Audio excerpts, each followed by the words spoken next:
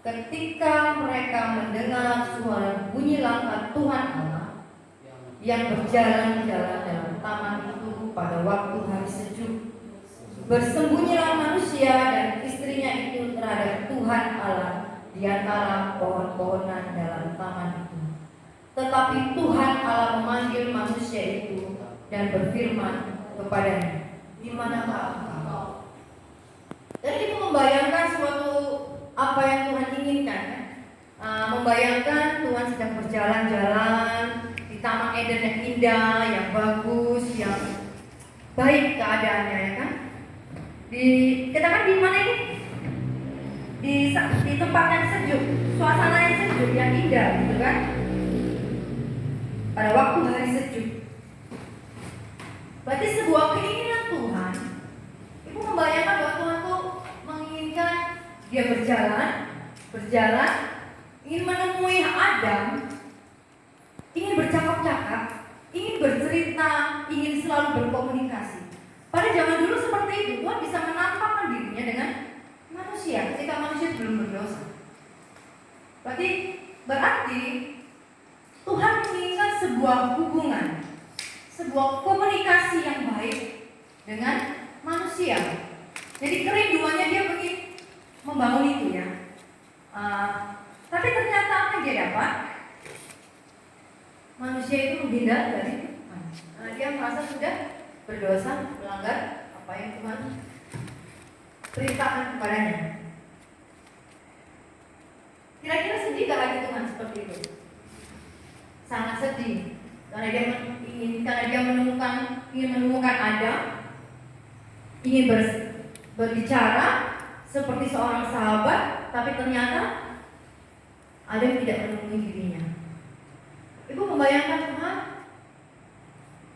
Ibu memposisikan hati Tuhan kepada hati Ibu. Gimana ya perasaan Tuhan ketika dia ingin menemui seseorang, tapi seseorang itu tidak ada? Sedih gak? Sedih pasti. Kecewa gak? Kadang kecewa. Rindu sesuatu gak dapat. Ingin berbicara kepada sahabat, tapi nanti tidak ada sahabat itu. Kadang-kadang seringkali mengecewakan kita. Itu yang dirasakan Tuhan ketika itu. Dia ingin berjalan, tapi nyatanya dia tidak menemui Adam di situ. Itulah awal yang Ibu rasakan bahwa Tuhan Tuhan merindukan, menginginkan antara kita dan Tuhan mempunyai komunikasi yang baik, mempunyai hubungan yang indah dengan Tuhan. Itu yang Tuhan mau. Sehingga sampai saat ini pun Tuhan masih tetap merindukan itu. Dia ingin berbicara dengan kita, ingin bercerita dengan kita, mendengarkan pujian kita, mendengarkan apa yang kita perlu kesahkan kepada Tuhan. Bukti bahwa Tuhan menginginkan sebuah komunikasi sehingga Ia mau datang mencari kita. Itu pertama kali Tuhan menghampiri manusia. Ia berjalan menghampiri kita, ingin menjadi seperti seorang sahabat. Tapi ternyata salah satu penghalang kita, yaitu siapa? Penghalang kita seringkali kita tidak dapat menghampiri Tuhan apa? Iblis dan dosa-dosa kita. Ada sesuatu yang mengikat kita. Seperti apa yang biasanya mengikat kita? Kesibukan kita, hobi kita, ya kan? Malas kita pasti mengikat. Pola gaya kita sekarang itu kadang seringkali membuat kita menghalangi kita kepada Tuhan. Kemarin kesaksian deh, itu tadi kesaksian. Kemarin di grup teman kita, saudara kita bilang bahwa sibuk, banyak penghalang. Pasti kita banyak penghalang. Manusia nggak ada penghalang dalam kehidupan kita, selalu ada penghalang. Tapi bagaimana kita melepaskan, menghancurkan penghalang itu untuk kita mau datang kepada Tuhan. Satu, bahwa kita tahu pertama bahwa Allah terlebih dahulu menghampiri kita membuat kita supaya kita apa? Datang kepada Tuhan. Dia mau membuat kita menjadi sahabatnya. Tuhan mau kita menjalin hubungan, menjalin komunikasi yang baik dengan Tuhan. Ketika Tuhan sudah menghampiri kita melakukan berjalan, apa harus kita lakukan? Apakah kita harus diam? Tidak. Kita harus membalas apa yang Tuhan sudah lakukan dalam hidup kita, yaitu kita menghampiri Tuhan. Mari kita buka lagi di dalam Yakobus 4 ayat 8.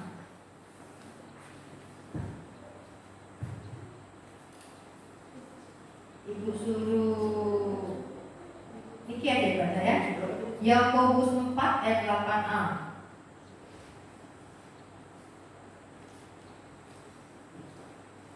Mendekatlah kepada Allah dan Dia akan mendekat kepadamu. Yes, mendekatlah kepada Allah dan Dia akan mendekat kepadamu. Ketika Tuhan sudah berjalan menghampiri kita, Dia melakukan bagiannya, mencari kita.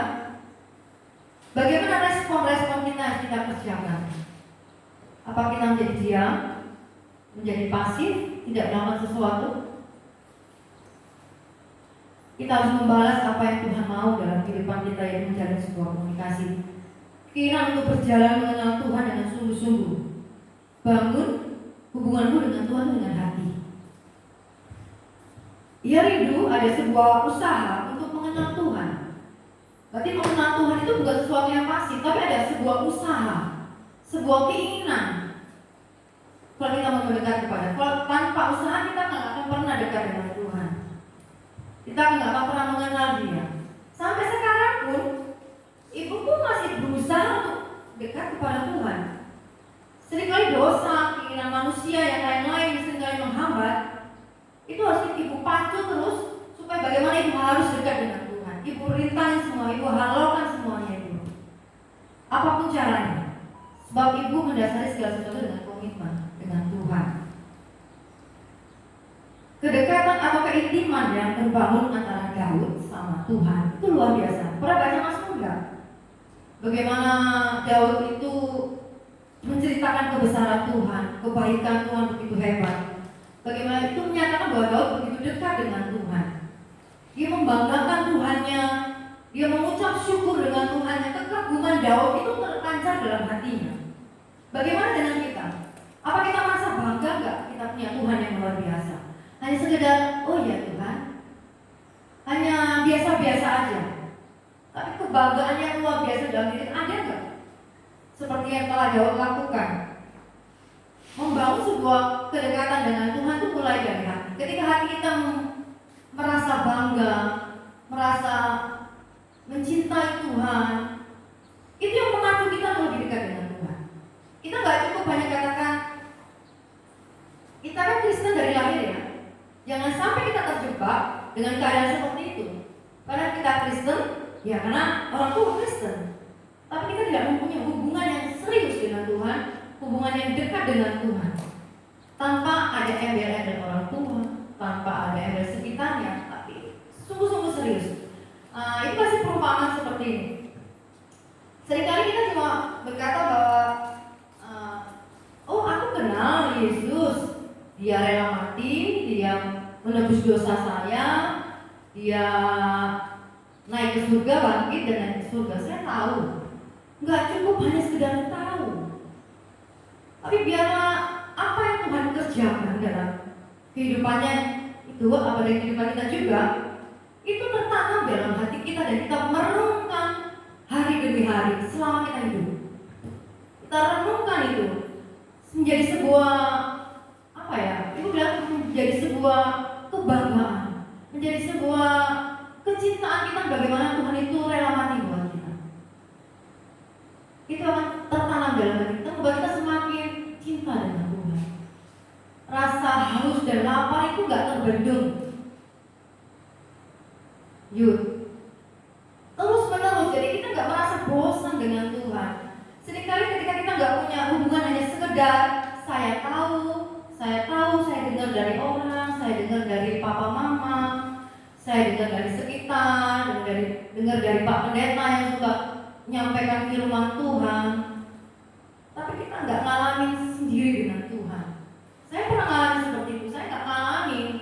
Tapi ketika saya belajar banyak hal tentang kehidupan terus berproses, saya mau bahwa saya nggak mau dengar dari kata orang. Saya nggak mau dengar dari kata orang tua, saya nggak mau dengar dari sekitar. Tapi saya mau belajar mengalami sendiri bahwa benar-benar Tuhan itu ada. Tuhan itu Allah yang sungguh luar biasa. Bagaimana kita terus mempertahankan, membangun hubungan itu dengan Tuhan? Dengan cara apa? Yaitu dengan cara kita memuji Dia setiap waktu. Tanpa pujian ya berarti kita nggak ada pengagungan, nggak ada ucapan syukur dalam diri kita. Karena pujian dan penyembahan itu pengagungan kita, memupuk rasa cinta kita, hati kita dengan Tuhan. Sama seperti kalau kita pacaran itu pasti ada pujian juga. Karena kita belajar mengasihi pasangan kita. Seperti itu. Ketika kita memupuk rasa kita dengan pujian dan penyembahan terus menerus, itu membuat kita semakin fellowship kita semakin dekat dengan Tuhan. Menyatakan memupuk hati kita, membangun sungguh-sungguh hati kita. Dan kedua yaitu apa? Doa kepada Tuhan. Kita berkomunikasi dengan Tuhan dengan berbicara melalui doa-doa kita. Bukan hanya doa, Tuhan aku minta A, Tuhan aku minta B, Tuhan aku minta C, aku minta ini, minta itu. Enggak perlu itu juga. Tapi ketika engkau punya hubungan yang indah dengan Tuhan, engkau nggak bicara tentang dirimu sendiri sekarang. Ibu juga gitu, ibu nggak pernah jarang ibu minta Tuhan aku mau ini mau itu, sudah jarang. Tapi ibu mau belajar bahwa ketika ibu berdoa, yang ibu doakan yud kalian semua. Kalian doa. Ibu mendoakan jiwa-jiwa. Karena apa? Karena ibu mengasihi mereka, mengasihi kalian. Doa kita boleh tentang diri kita, tapi perlu kita berdoakan orang lain. Karena kasih itu harus dinyatakan. Ketika kita mengasihi Tuhan, pasti kita mengasihi sesama kita, otomatis itu. Dan kita merindukan teman-teman kita juga merasakan apa yang seperti saya rasakan. Dan ketiga yaitu apa? Ketika kita sudah berdoa, kita berbicara dengan Tuhan ya. Langsung kita membutuhkan Tuhan berbicara dengan kita dua arah. Ketika kita berbicara kalau saya berbicara dengan Pak Y, saya cerita, tapi saya juga butuh Pak Y berbicara dengan saya kan, dua arah. Bagaimana kalau kita dengan Tuhan? Ya dengan firman-Nya. Jadi nggak perlu kita berdoa tanpa kita tidak mau mendengarkan apa yang Tuhan mau. Seringkali kalau doa itu tentang diri kita kepada Tuhan. Tetapi firman-Nya Tuhan kepada diri kita. Ketika kita membaca firman-Nya, kita akan mengenal. Karena di dalam firman-Nya kita bisa mengetahui banyak hal tentang karakter Tuhan, bagaimana gambaran pribadi Tuhan itu sendiri. Jelas di sana dikatakan bagaimana kepedulian dan penuh bentuk kasih kepada manusia yang diciptakannya. Kalau kita nggak baca firman Tuhan, kita nggak akan pernah mengenal rencana-rencana Tuhan dalam kehidupan kita. Kita nggak akan pernah mengenal benar apa yang Tuhan sudah lakukan dalam kehidupan kita kepada kehidupan yang lain. Coba kita baca sekali lagi ya. Ada dikatakan bahwa di Efesus 1 ayat 5 sampai 6. Kita baca Efesus 1 ayat 5 sampai 6.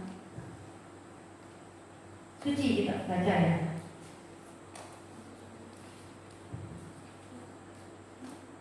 Efesus 1 ayat 5 sampai 6.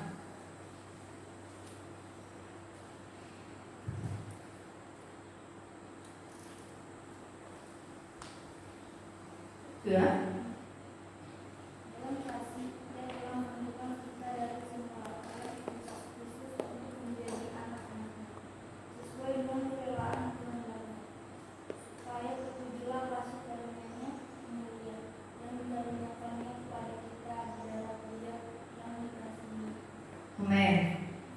Bahwa di dalam kasih Ia telah menentukan kita dari semula oleh Yesus Kristus untuk menjadi anak-anaknya sesuai dengan kerelaan kehendaknya, supaya terpujilah kasih karunia-Nya yang mulia yang dikaruniakannya kepada kita di dalam Dia yang dikasihi. Kita ditentukan karena kasih Allah. Tapi bagaimana respon kita kepada Tuhan? Semuanya karena kasih karunia-Nya. Seperti halnya hubungan kita dengan sesama, dan bagaimana kita bisa mencintai seseorang dengan sepenuh hati, dengan tulus, tanpa mengenal siapa dirinya. Enggak mungkin, ya kan? Kita nggak bisa mencintai seseorang atau mengasihi seseorang tanpa mengenalnya. Bisa, tapi cuma cukup tahu apa yang telah dikerjakannya. Tapi sedalam-dalamnya apa yang telah dikerjakannya kita nggak akan pernah tahu. Seperti itu pula hubungan kita dengan Tuhan. Tanpa didasari pengenalan yang benar dengan Tuhan, hubungan kita dengan Tuhan akan seperti naik turun. Kadang-kadang Tuhan itu terasa jauh, kadang-kadang Tuhan terasa dekat. Ya. Kadang-kadang pergi begitu saja, kadang-kadang semakin dekat, kadang-kadang tidak. Tapi seringkali yang membuat itu bukan Tuhan sebenarnya, tetapi diri kita. Hati kita yang membuat kita semakin jauh di hadapan Tuhan. Seakan kita sendiri yang meninggalkan Tuhan. Makanya perlu kita introspeksi diri. Ketika kita merasa jauh dengan Tuhan, cepat-cepatlah kembali. Oh ya, aku sudah menghilangkan pola caraku yang dulu, yang aku sudah sering saat teduh, sekarang kok jarang ya.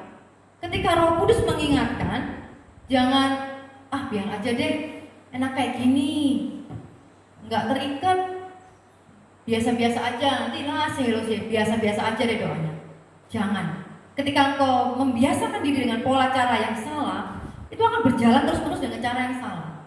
Tapi ketika kau mendisiplinkan dirimu, aku harus kembali dengan caraku yang dulu, yang harus punya saat teduh, punya membaca firman Tuhan, lakukan terus-menerus tanpa mengenal bosan. Ketika engkau bosan pasti ada bosan, jenuh, malas, itu pasti. Tapi kamu harus menguatkan dirimu, harus perintahkan dirimu, aku harus rajin membaca firman Tuhan, apapun itu juga. Apapun yang aku alami, aku harus.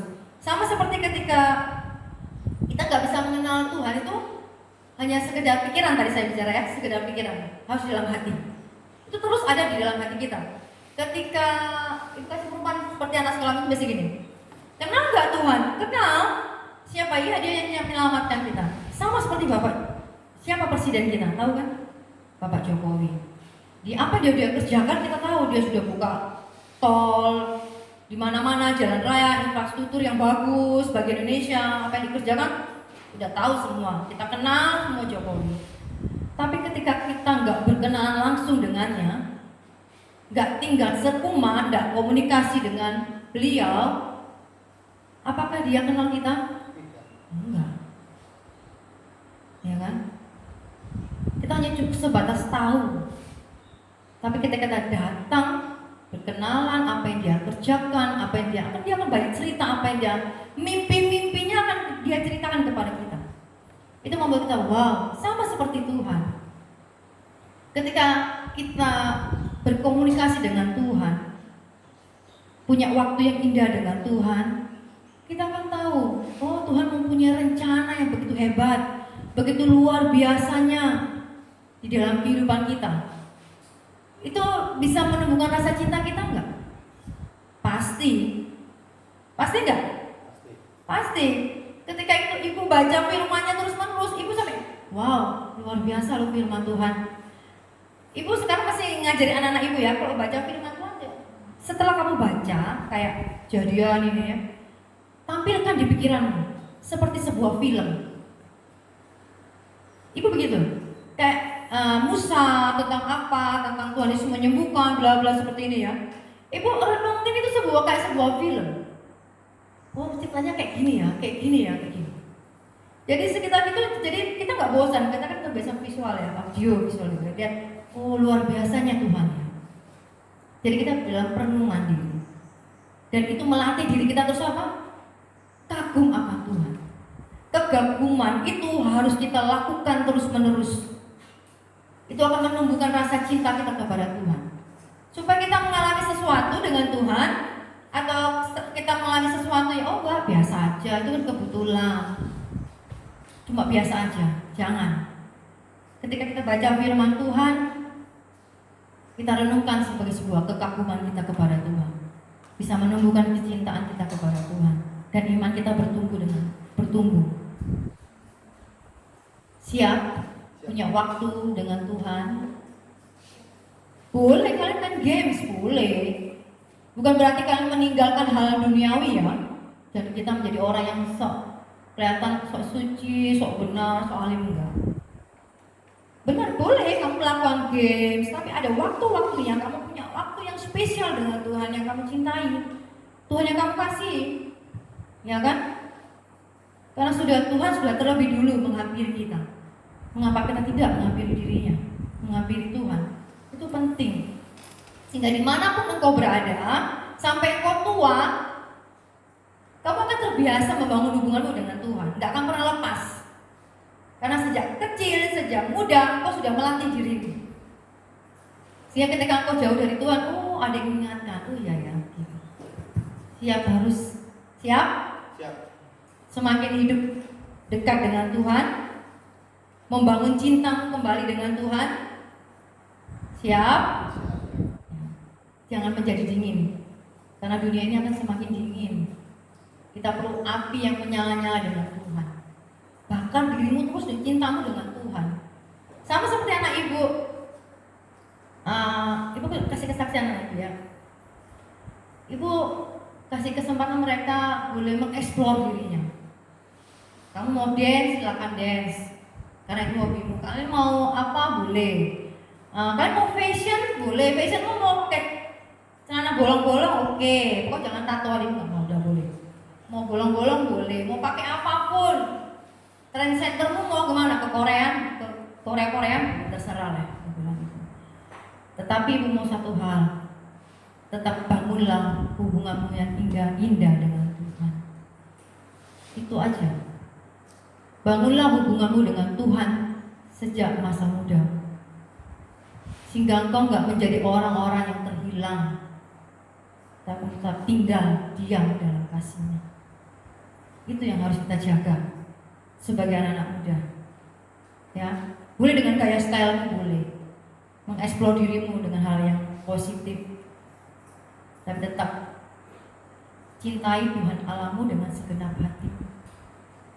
Itu yang harus kita lakukan dalam hidup kita.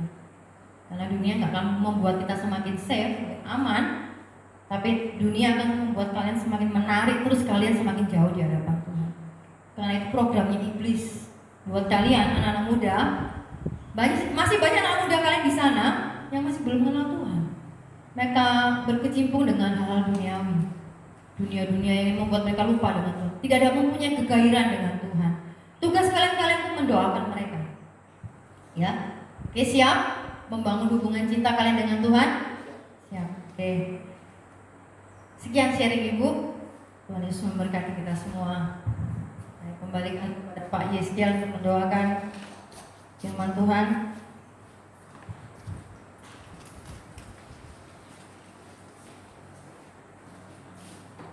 Yuk kita berdoa.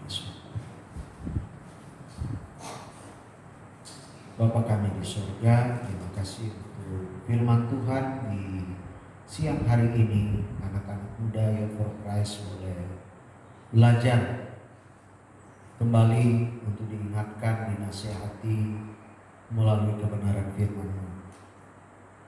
Kami berdoa, Hamba berdoa buat mereka semua yang hadir saat ini Tuhan.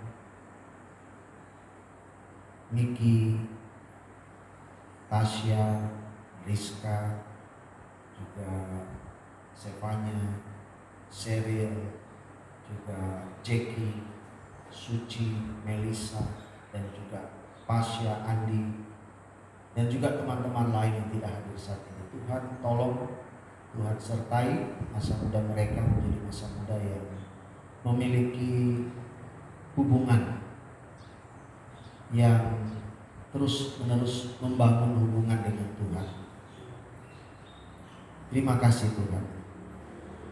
Dan mereka menjadi anak muda yang punya waktu, menyediakan waktu, mengusahakan waktu untuk bersekutu dengan Tuhan, baik pribadi maupun juga bersama-sama seperti pada saat siang ini. Terima kasih Tuhan Yesus untuk Ibu Christine yang Tuhan boleh jadikan saluran berkat menyampaikan firman-Mu. Tambahkan hikmat-Mu, sukacitamu, dan dimanapun Kau terus pakai Ibu Christine menjadi berkat, nama Tuhan memuliakan. Sebentar kami akan akhiri ibadah dan juga melanjutkan untuk latihan persiapan Natal.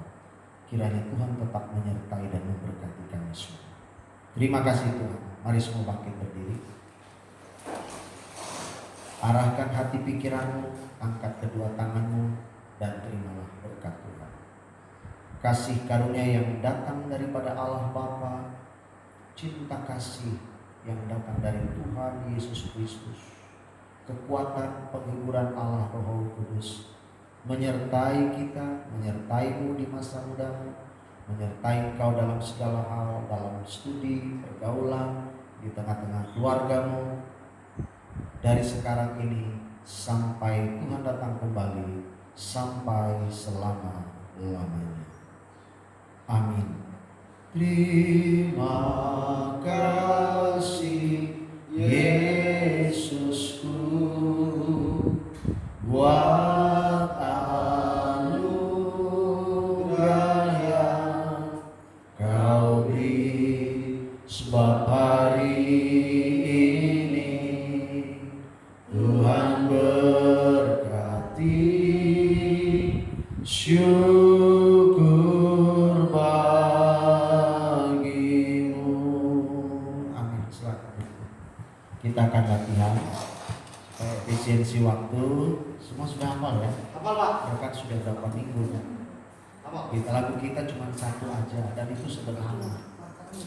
Kita latihan